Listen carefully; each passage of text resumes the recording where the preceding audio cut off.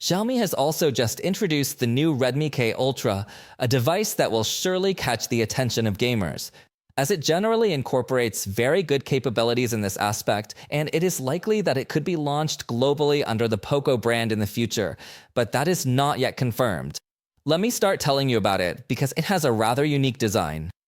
The design of the camera module is curious. In fact, it is said that Samsung is going to use this same not entirely round shape for its cameras in the next Galaxy S Ultra, but that's just a rumor. It just reminded me a lot of the speculation.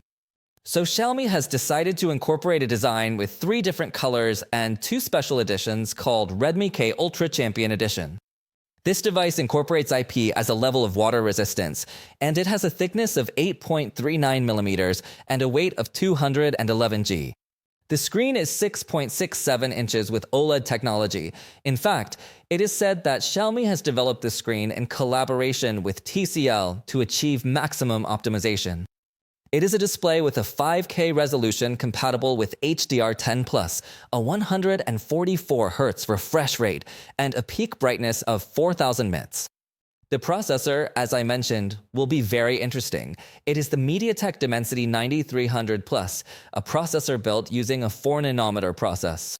However, the device also incorporates another chip made by Xiaomi called Pangpai T, which is supposed to improve signal reception and promises a 12% improvement in Wi-Fi network performance, a 20% improvement in GPS performance, and a 58% improvement in the strength of 5G network signals. It also includes another chip made by Xiaomi called SearchP, where Xiaomi aims to improve fast charging. There is also another chip called G to manage power and another chip called D to enhance display processing.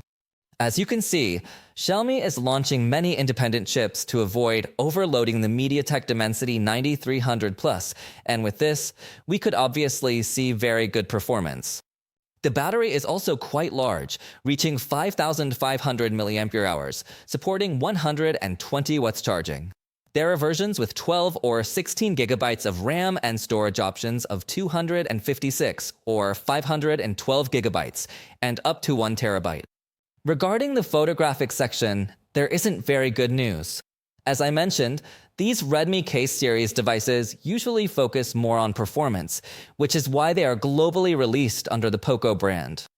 So the main camera is 50 megapixels made by Sony. It is the IMX 906 sensor, which, although it is a good quality sensor, is not one of the most modern ones like the Lisha that come with better optimization, especially for digital zoom. It also incorporates an 8 megapixel ultra-wide camera and finally a 2 megapixel macro camera. It also has NFC, an in-display fingerprint reader, stereo sound, and the price of the most basic version announced for China has been 2,599 yuan. But remember that prices here are not the same as there. It may hit the global market under the Poco brand. Don't assume. We must wait and be patient. 2000 Yen.